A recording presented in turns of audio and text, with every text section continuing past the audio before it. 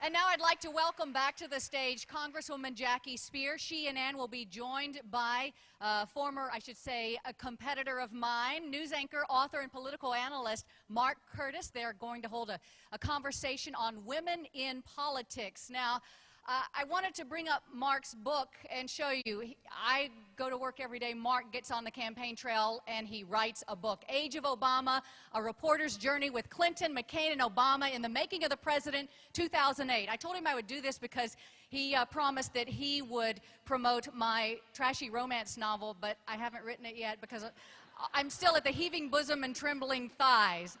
Don't laugh. Don't laugh. Have you seen Danielle Steele's house? How big that house is? Okay, just letting you know. He does politics. I'm going to do the romance novels. Mark, take it away. Mark Curtis. Thank you. Thank you, everyone. Thank you, Sydney. She also was talking about a character in the book who was very muscular, and I said, oh, so you're not writing about me.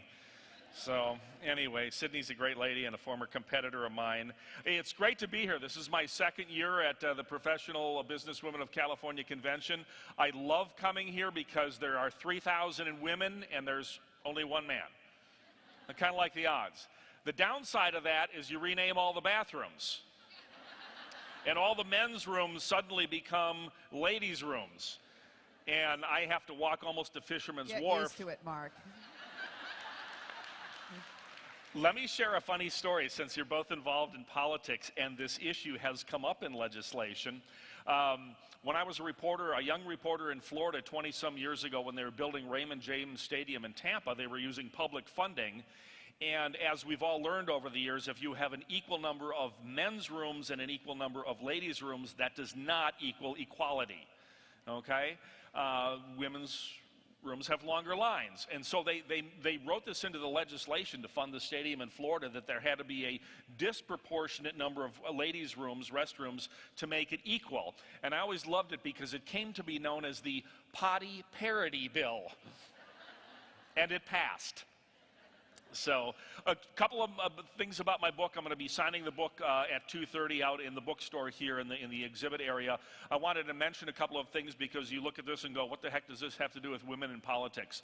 I write very affectionately about my mother and her influence on me. I lost my mom when I was just 15 years old, but she had a great deal to do with shaping my passion for journalism and politics at a very young age, actually at the age of 5, watching Lyndon Johnson beat Barry Goldwater when I was in kindergarten. Anyway, I wrote a lot about my mom's influence in there.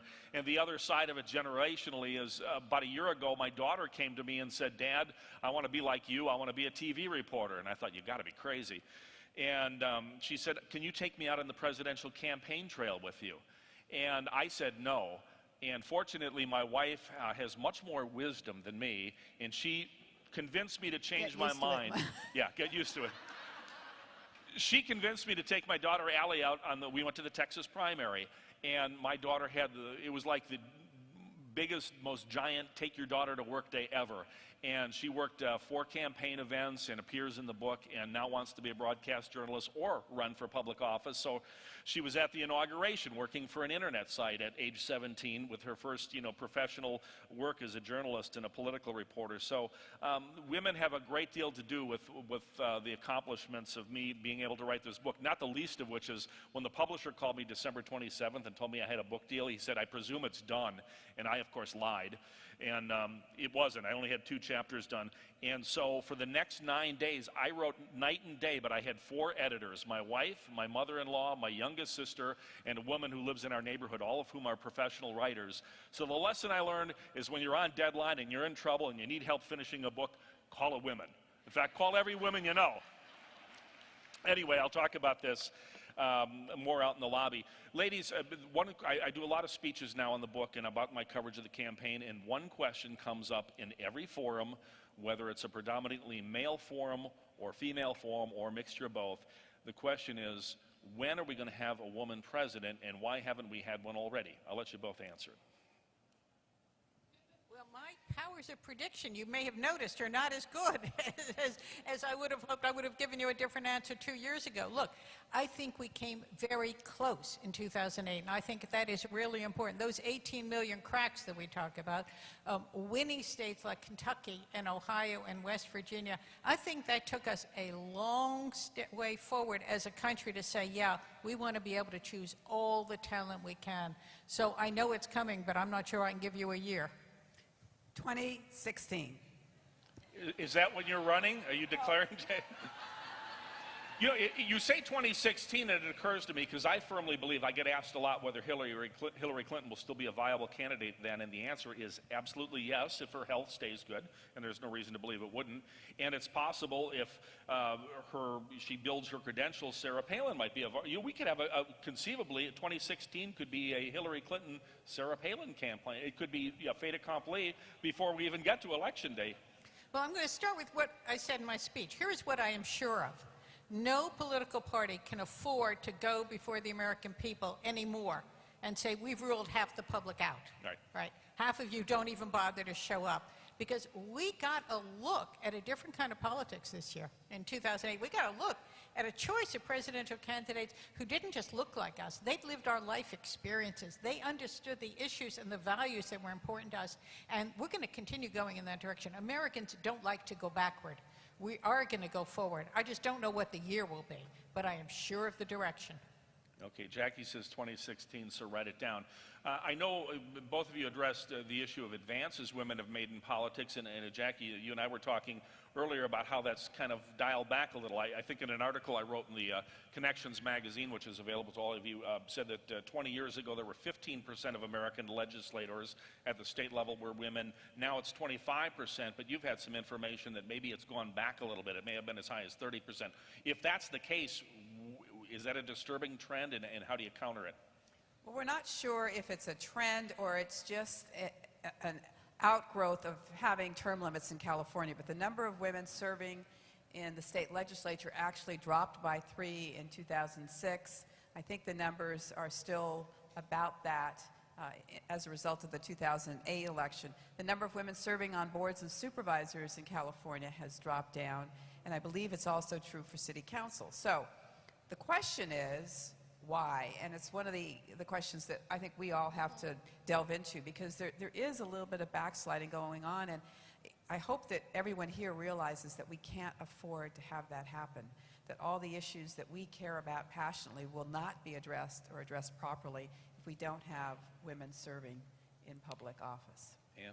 Two things. One is because California, A, is so large as a state, but two, because California has been such a pioneer in electing women and been the state so many of us have looked to for inspiration. When the numbers go down in California, that makes a big difference nationally, so we definitely want to look at that. But the second is, in a funny way, I think some of our successes have now started to turn around a little bit. That is, people think there are many more women in office than there are, so the urgency is somewhat down. People are genuinely surprised that the number of women in the House and Senate is not, they have an impression that it's like 40%, because they see so many more women on their television screens, because the women that are there do try to be visible and do try to speak out on the issues. And so I think we've been, I don't want to say complacent, it's not that, but we didn't have the same sense of, oh my gosh, this is really important, we've got to keep going.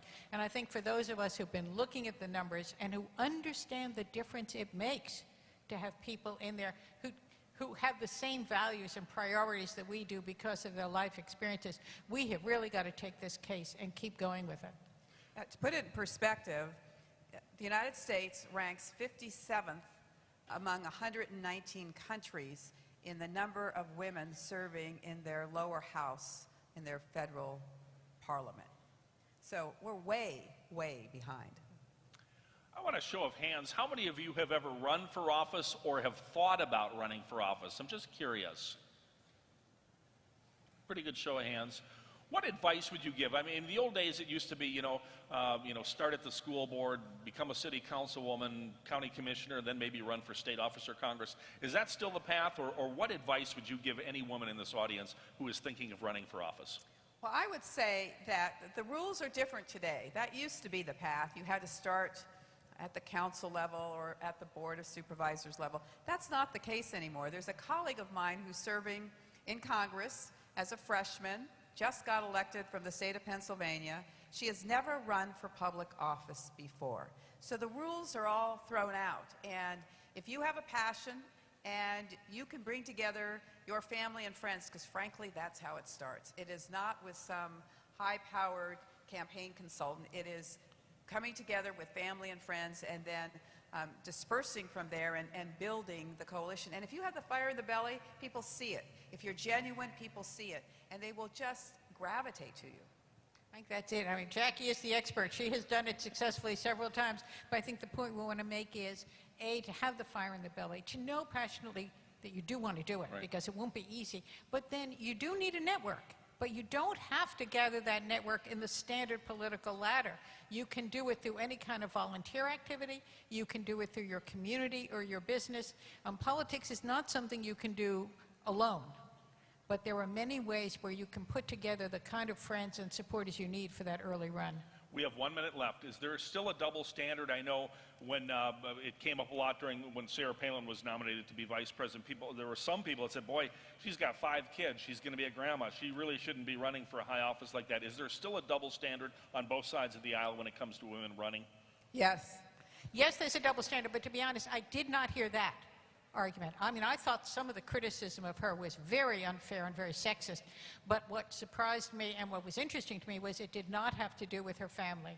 In fact, one would-be Democratic talking head I know who had the ill judgment to try to make that kind of family argument on the radio found his talking head days gone. I mean, he was removed as a surrogate. That was not the argument that people wanted to hear. And one last bit of unsolicited advice. Don't be afraid to fail. You know, oftentimes you don't want to get into a campaign because you're afraid to lose. Well, I have lost 3 times. This is what a 3-time loser looks like. I lost for student body president, I lost for Congress in 1979, and I lost for lieutenant governor in California. So don't be afraid to try it. And losing is just really the first step to succeeding. You look like a winner to us, Jackie. We know you are. Well, you've both made a great contribution to politics. I interviewed Ann along the way at the Pennsylvania primary during the campaign, and I've interviewed Jackie over the years when I was at KTVU. And I just want to thank you on behalf of my daughter and her generation for the great contribution that you two have made, and Meg Whitman and others forging ahead, because politics is my passion, covering it as a reporter. I just love it.